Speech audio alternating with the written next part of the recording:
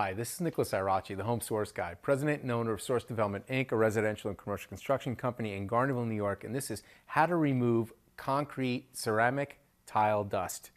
Now I'm going to talk about two different types of dust, before and after.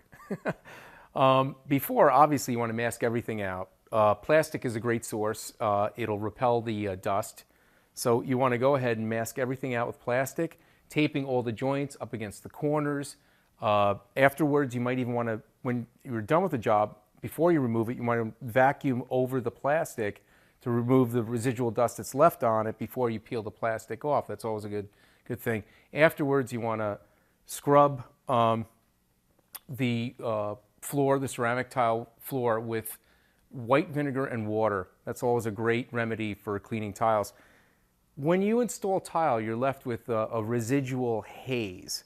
So if that's what you're referring to, that's a pretty easy fix to.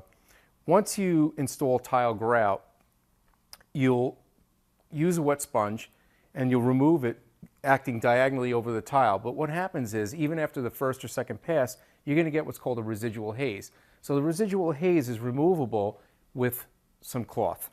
So rub the cloth over the tile until you get the sheen that you want, removing the grout. And remember, you don't want to leave the excess grout on the tile because it'll give you a hard time later on.